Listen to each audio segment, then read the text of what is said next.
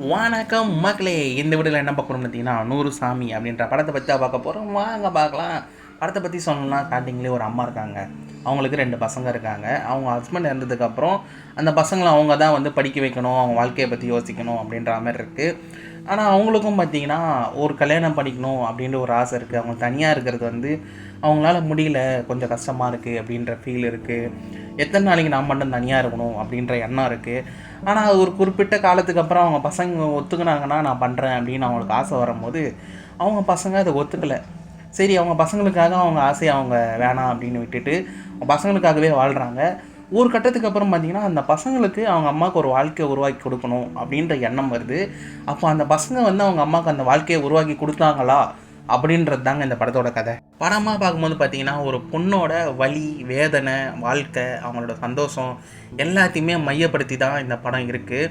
இந்த படத்தில் நடித்த சுவாசிகா பார்த்திங்கன்னா அவங்களோட உணர்ச்சி, வலி, போராட்டம்லாம் பயங்கரமாகவே நடிச்சிருக்காங்கன்னே சொல்லலாம். அது மட்டும் இல்லாமல் விஜய் ஆண்டனியுமே பார்த்திங்கன்னா யதார்த்தமான நடிப்பில் நடித்து நம்மளை கவர்ந்துட்டார்.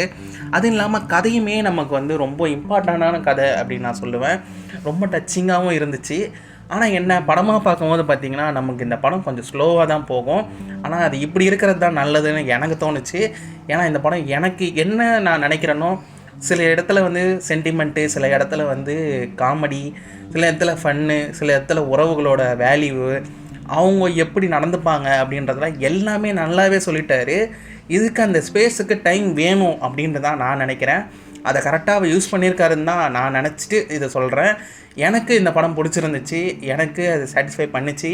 நீங்கள் இந்த படம் பார்க்கும்போது உங்களுக்கு என்ன தோணுச்சு அப்படின்றத கமெண்ட் பண்ணுங்கள். இந்த வீடியோ பிடிச்சினா லைக் பண்ணுங்கள், ஷேர் பண்ணுங்கள், நம்ம சேனலை சப்ஸ்கிரைப் பண்ணுங்கள். நன்றி மக்களே.